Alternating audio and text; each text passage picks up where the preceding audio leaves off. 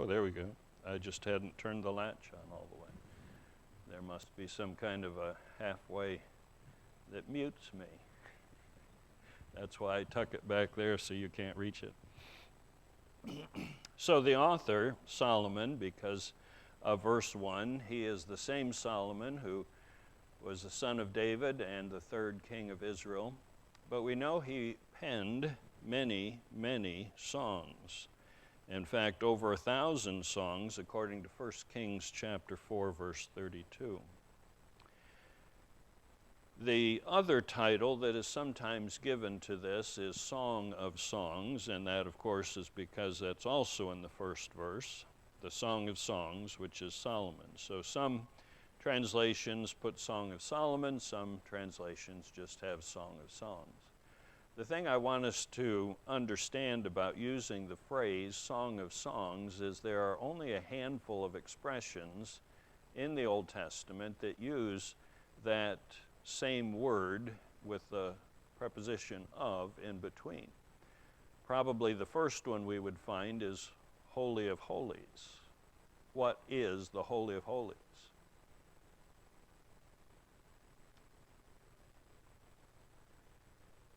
It was in the temple and then the tabernacle. It was that inner sanctum, the place where the Ark of the Covenant was. And as Sherry said, it is the most holy place, expressed by the phrase Holy of Holies. We also use the phrase Lord of Lords. What does that mean? These are simple. I thought you'd just,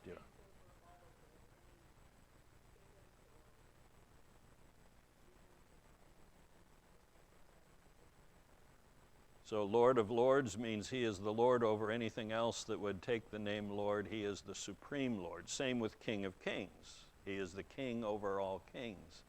We might be able to find a few others, but the point I'm going to make from that is a Song of Songs must mean it is the most supreme song of all songs. That's a pretty big claim to make, wouldn't you say? I'm not going to challenge anyone to write a tune or set this to music. Even if it were, I'm not sure we'd want to sing it because it just has so much awkward phrasing and things that we may not want to just sing away. But it is a song, and it is of Solomon's collection of 1,005 songs, his supreme, his best effort by his estimation, but of course, since it's in the Bible, we would say that's God's estimation, the Holy Spirit superintending what was written. So the story, and this is the only part I'm really going to read to you from the handout, just so before I read the book to you, there I've told you what my plan is tonight. We'll hit some introductory thoughts, and then I intend to read to you the Song of Solomon. But the story is basically set in northern Israel, or begins in northern Israel. Solomon, as the king, owns some property. He's sharecropping one of his farms with a family. That means he owns it, they live on it, they do the farming, and they give him a portion, usually a percentage, of the yield. On one occasion, he goes out to the country, he puts on the garments of a shepherd and visits the property. That means he is basically in disguise. He is not coming as the king. He is coming as an ordinary individual, a shepherd wandering around, and he is received as such. They do not know at that point that he is king. While staying with the family, he meets their daughter, and she is the keeper of the family's vineyards. He falls in love with her. She falls in love with him. She doesn't know he's the king. Well, while he's there with her in disguise and in love, he proposes to her. Then he goes back to Jerusalem. Later, he comes back with all of the pomp and ceremony and all of the trappings of king. In fact, there's a word that we'll read that means a chair that's built so that the celebrity or nobility could ride in it and be carried on the shoulders of people. He comes back to her in one of those things That would be like pulling up in a 60-foot long limo or something. So he returns in the glory of his kingship. The surprised girl finds that he's come to take her to Jerusalem for the wedding feast. After the marriage, they rejoice in their honeymoon. Later, their love falters and grows cold, but afterward is recovered. So the book talks about a very realistic scenario, apart from the whole king and the shepherd or the vineyard worker falling in love, and but the very realistic elements of two people meeting each other, their love growing, bonding in marriage, but then a love that over time may falter or fade, but afterward it is recovered. So, the characters, the two dominant ones, are Solomon, who is known in this book as the Beloved. That's the one blank that I left for you to fill in, so I would know you stayed awake this long. And the second is the Shulamite, and that's the lady from the country who is the vineyard keeper, whom he meets. We don't really know much about her other than what is said in this book, and other than just lavish descriptions of her appearance, we still don't know much about her or her family. She is the Shulamite. Then some other groups begin to pop into this scenario, this song. There are some daughters of Jerusalem that occasionally will throw in an aside, a comment. And sometimes it seems like they're for him, and sometimes it seems like they're against her, the daughters of Jerusalem. Then Solomon's friends chime in and have a word or two to say. This is so realistic. In any relationship, you've got a group of people who will make comments about the relationship, and other groups and friends, and even the Shulamite maiden's brothers chime in later in the book. So what we have here is the story, as I've just kind of attempted to summarize for you. You can read the theme and the meaning, and I hope you also read at the very bottom of the handout G. Campbell Morgan's very balanced assessment of this, and I agree with what Brother Miller was sharing with you, that while some take it as an allegory, as though it never happened, but it was just a fictional piece written to point at some intended aim, and I don't do that, I don't agree with that. And some say it's all typological. It's written in order to convey a type of Christ and his love for the church. And I'm not going to go in that direction either. What we are going to do is understand that this is a poem set to music, apparently, and it is using poetic imagery to depict reality as Solomon recounts his early days of courtship, and then secondly, his early days of marriage, possibly his first marriage. Some speculate that she died young, and that's what set him off or pushed him over the edge, so that he ended up with 699 more wives and 300 concubines. If that's the case, he really went off the deep end on that one. But some think it may be his first love and his first marriage. But it follows the maturing of this royal couple through good and bad days of life. That's the approach I'm going to take. But as you read G. Campbell Morgan's assessment, what you see here is that because it portrays a very high view of marriage and romance in particular, that there is an element of taking what God has given to us human beings and a pure kind of love, and he himself, in the New Testament especially, points to marriage as a way for us to partially understand the relationship Christ has with the church. So I'm not going to call it a typology or a type of Christ and his relationship, but I am going to say what we will learn from Solomon's song about a good, solid marriage relationship and the love that is there helps us to understand when the New Testament says Christ loved the church and a husband is to love his wife as Christ loved the church. So that will be the connection that I will see. Now I'm going to start reading here soon. I estimated it would take me maybe 25 minutes or so to read these 117 verses. Give or take, you can time me and tell me afterwards if you think I'm close or way off. But I have already shared with you my uneasy relationship with poetry in general and Hebrew poetry in particular. I have never been a great student of literature. I love fiction and novels.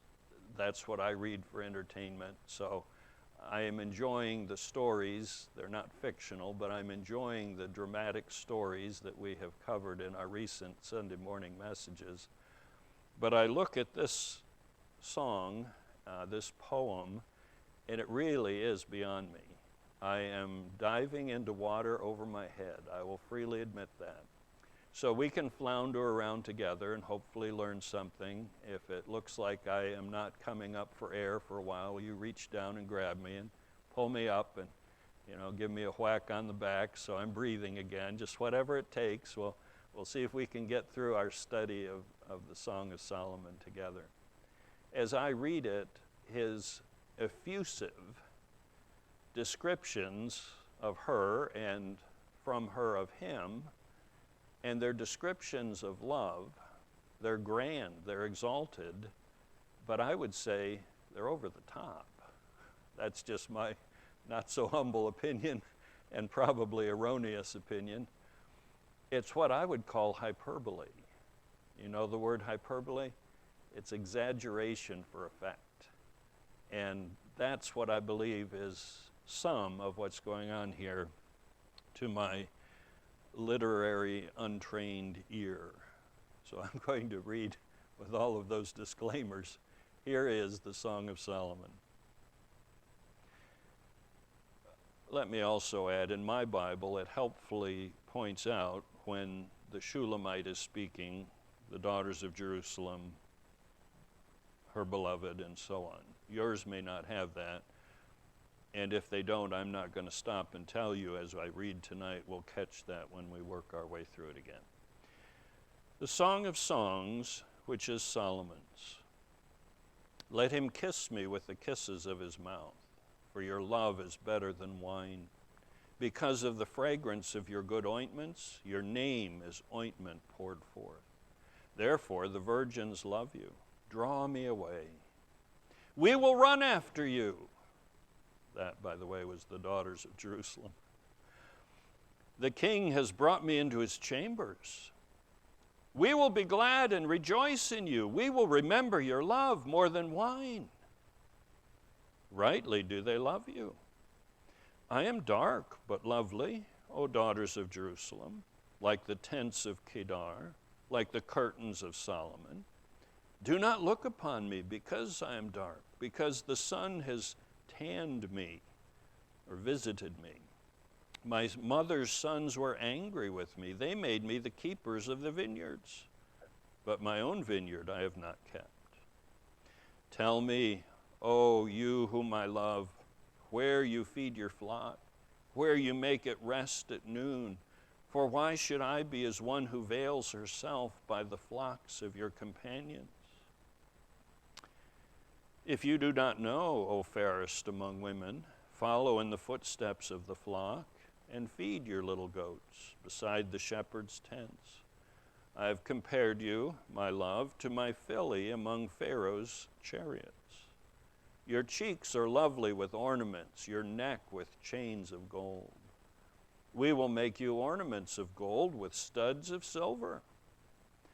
While the king is at his table, my spikenard sends forth its fragrance. A bundle of myrrh is my beloved to me. that lies all night between my breasts. My beloved is to me a cluster of henna blooms in the vineyards of En-gedi. Behold, you are fair, my love. Behold, you are fair. You have dove's eyes. Behold, you are handsome, my beloved. Yes, pleasant. Also, our bed is green. The beams of our houses are cedar, and our rafters of fir. I am the rose of Sharon and the lily of the valleys. Like a lily among thorns, so is my love among the daughters. Like an apple tree among the trees of the wood, so is my beloved among the sons. I sat down in his shade with great delight, and his fruit was sweet to my taste. He brought me to the banqueting house, and his banner over me was love. Sustains me with cakes of raisins, refresh me with apples, for I am lovesick. His left hand is under my head, and his right hand embraces me. I charge you, O daughters of Jerusalem, by the gazelles or by the does of the field, do not stir up nor awaken love until it pleases. The voice of my beloved, behold, he comes, leaping upon the mountains, skipping upon the hills. My beloved is like a gazelle or a young stag.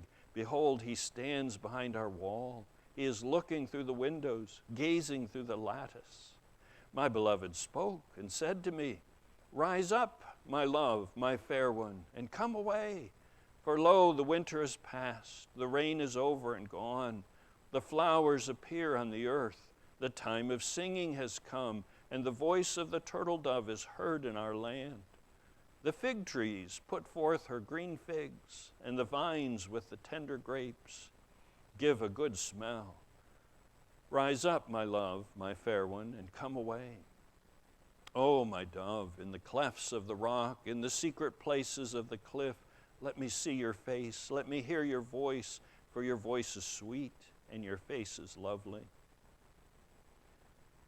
Catch us the foxes, the little foxes that spoil the vines, for our vines have tender grapes. My beloved is mine, and I am his. He feeds his flock among the lilies. Until the day breaks and the shadows flee away, turn, my beloved, and be like a gazelle or a young stag upon the mountains of Beth-er. By night I lay on my bed, I sought the one I love. I sought him, but I did not find him. I will rise now, I said, and go about the city. In the streets and in the squares I will seek the one I love. I sought him, but I did not find him. The watchmen who go about the city found me. I said, have you seen the one I love? Scarcely had I passed by them when I found the one I love. I held him and would not let him go, until I had brought him to the house of my mother and into the chamber of her who conceived me. I charge you, O daughters of Jerusalem, by the gazelles or by the does of the field, do not stir up nor awaken love until it pleases. Who is this coming out of the wilderness, like pillars of smoke, perfumed with myrrh and frankincense, with all the merchants' fragrant powders? Behold, it is Solomon's couch, with 60 valiant men around it, of the valiant of Israel. They all hold swords, being expert in war. Every man has his sword on his thigh because of fear in the night. Of the wood of Lebanon, Solomon the king made himself a palanquin. That's the box you sit in a chair and people carry you. He made its pillars of silver, its support of gold, its seat of purple, its interior paved with love by the daughters of Jerusalem. Go forth, O daughters of Zion, and see King Solomon with the crown with which his mother crowned him on the day of his wedding, the day of the gladness of his heart. Behold, you are fair, my love. Behold, you are fair. You have dove's eyes behind your veil. Your hair is like a flock of goats going down from Mount Gilead. Not sure you ought to try that one, men, but your mileage may vary. Your teeth are like a flock of shorn sheep which have come up from the washing, every one of which bears twins. and none is barren among them. Your lips are like a strand of scarlet, and your mouth is lovely. Your temples behind your veil are like a piece of pomegranate. Your neck is like the Tower of David, built for an armory, on which hang 1,000 bucklers, all shields of mighty men. Your two breasts are like two fawns, twins of a gazelle, which feed among the lilies. Until the day breaks and the shadows flee away, I will go my way to the mountain of myrrh and to the hill of frankincense. You are all fair, my love, and there is no spot in you. Come with me from Lebanon, my spouse. With me from Lebanon, look from the top of Amana, from the top of Senir and Hermon, from the lions' dens, from the mountains of the leopards. You have ravished my heart, my sister, my spouse. You have ravished my heart with one look of your eyes, with one link of your necklace. How fair is your love, my sister, my spouse. How much better than wine is your love, and the scent of your perfumes than all spices. Your lips, O my spouse, drip as the honeycomb. Honey and milk are under your tongue, and the fragrance of your garments is like the fragrance of Lebanon. A garden enclosed is my sister, my spouse, a spring shut up, a fountain sealed. Your plants are an orchard of pomegranates with pleasant fruits, fragrant henna with spikenard and saffron, calamus and cinnamon, with all trees of frankincense, myrrh and aloes, with all the chief spices, a fountain of gardens, a well of living waters and streams from Lebanon. Awake, O north wind, and come, O south, blow upon my garden, that its spices may flow out. Let my beloved come to his garden and eat its pleasant fruits. I have come to my garden, my sister, my spouse. I have gathered my myrrh with my spice. I have eaten my honeycomb with my honey. I have drunk my wine with my milk. Eat, O friends, drink, yes, drink deeply, O beloved ones. I sleep, but my heart is awake. It is the voice of my beloved. He knocks, saying, Open for me, my sister, my love, my dove, my perfect one. For my head is covered with dew, my locks with the drops of the night. I have taken off my robe, how can I put it on again? I have washed my feet, how can I defile them?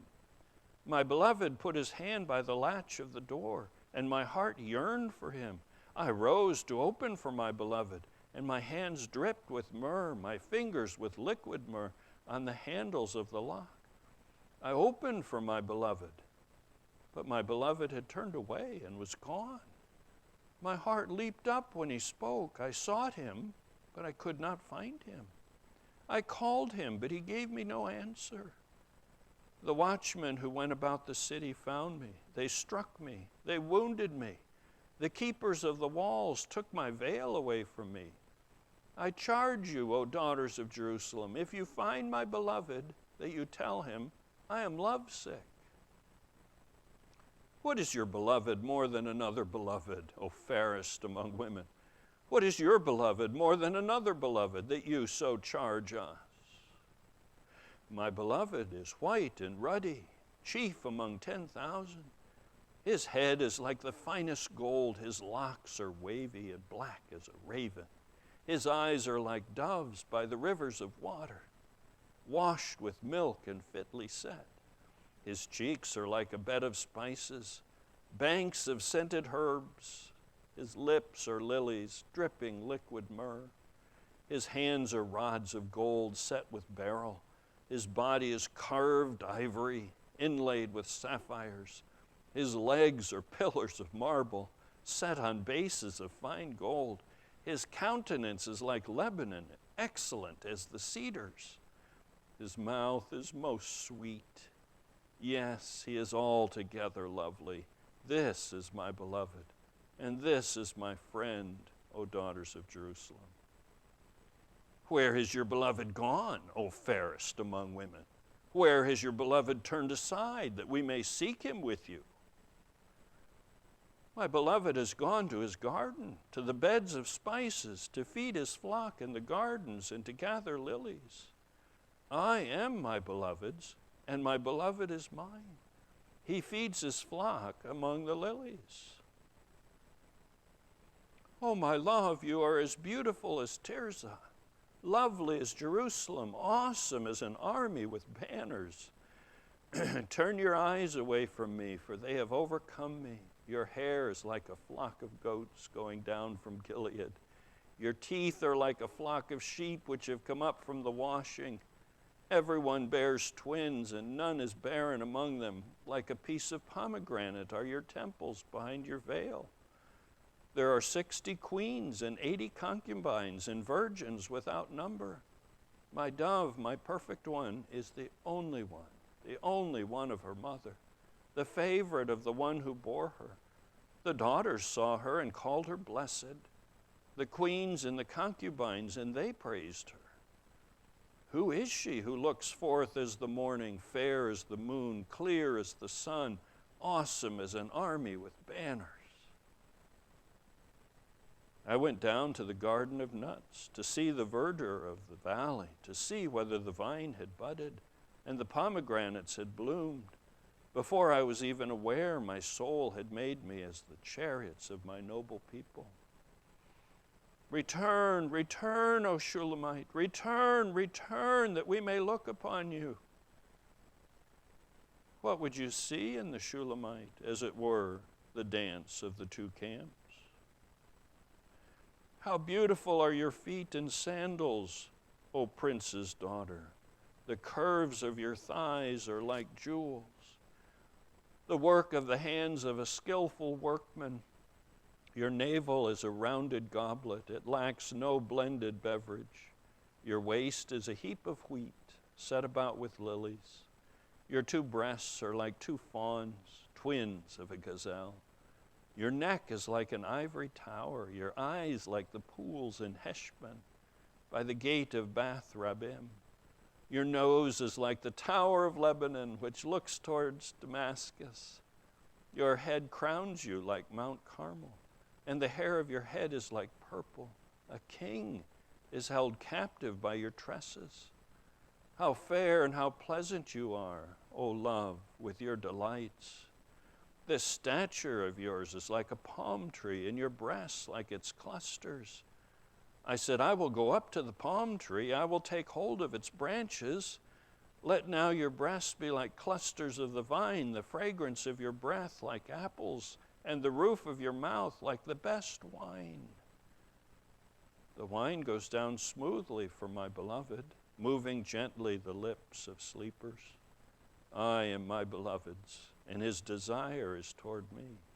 Come, my beloved, let us go forth to the field. Let us lodge in the villages. Let us go up early to the vineyards. Let us see if the vine has budded, whether the grape blossoms are open and the pomegranates are in bloom. There I will give you my love. The mandrakes give off a fragrance, and at our gates are pleasant fruits, all manner, new and old, which I have laid up for you, my beloved. Oh, that you were like my brother, who nursed at my mother's breast. If I should find you outside, I would kiss you. I would not be despised. I would lead you and bring you into the house of my mother, she who used to instruct me. I would cause you to drink of spiced wine, of the juice of my pomegranate. His left hand is under my head, and his right hand embraces me. I charge you, O daughters of Jerusalem, do not stir up nor awaken love until it pleases. Who is this coming up from the wilderness, leaning upon her beloved? I awakened you under the apple tree. There your mother brought you forth. There she who bore you brought you forth. Set me as a seal upon your heart, as a seal upon your arm. For love is as strong as death, jealousy as cruel as the grave. Its flames are flames of fire, a most vehement flame. Many waters cannot quench love, nor can the floods drown it. If a man would give for love all the wealth of his house, it would be utterly despised. We have a little sister, and she has no breasts. What shall we do for our sister in the day when she is spoken for? If she is a wall, will we build upon her, a battlement of silver? And if she is a door, will we enclose her with boards of cedar? I am a wall, and my breasts like towers. Then I became in his eyes as one who found peace. Solomon had a vineyard at Baal Hamon. He leased the vineyard to keepers. Everyone was to bring for its fruit 1,000 silver coins. My own vineyard is before me. You, O Solomon, may have 1,000, and those who tend its fruit 200. You who dwell in the gardens, the companions listen for your voice. Let me hear it. Make haste, my beloved, and be like a gazelle or a young stag on the mountains of spices. And that's the end of it in my Bible. Wow. If it were not the Bible, I probably wouldn't read something like that to you. It is very frank and open, and like I said, to me, over the top and a little bit of hyperbole. But clearly, just reading it, you hear the love that these two have for each other. And that is what I trust the Lord will impress upon us as we study our way through here and see not an allegory or just a type of this or that, but actually see genuine love. And in it, what God is alluding to when he says we are to love our spouses as Christ loved the church. Father, I pray that this would be an instructive time for us, that we wouldn't struggle too much with an ancient way of writing and a different mindset and way of processing information. I pray that we would hear it as it's intended to be heard and learn from it what you've intended us to learn, that we may live a life pleasing to you and for your glory. I pray in Jesus' name. Amen.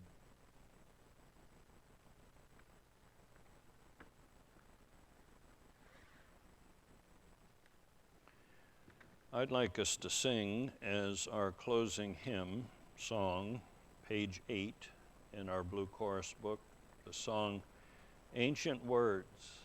That's what these are, and they are for our benefit. Page 8 in the blue chorus book. That didn't take as long as I thought it would take to read, did it? Wow. I almost have time to read it again. Let's stand and read together, or sing together. Page 8.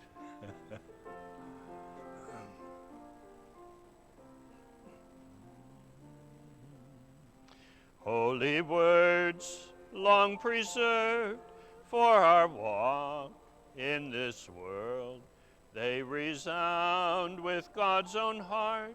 Oh, let the ancient words impart. Words of life, words of hope, give us strength, help us cope. In this world, where'er we roam, ancient words will guide us home. Ancient words ever true, changing me and changing you. We have come with open hearts. Oh, let the ancient words impart. Holy words of our faith, handed down to this age, came to us through sacrifice. Oh, heed the faithful words of Christ. Ancient words, long preserved for our walk in this world, they resound with God's own heart. Oh, let the ancient words impart. Ancient words ever true, changing me and changing you. We have come with open hearts, oh, let the ancient words impart. Ancient words ever true, changing me and changing you. We have come with open hearts, oh, let the ancient words impart. Well, now you know that it can be read in 17 minutes. You might be encouraged to read it a few times yourself and ask the Lord, what will you teach me through this? That's what I'll be doing, and it would, I'm sure, help if you did too. Father, thank you for gathering us this evening, for an opportunity to hear your voice directly from your word. I pray that as you have promised, that when we read your word there is blessing, that we will experience that in our lives today and in the days ahead. I pray in Jesus' name, amen.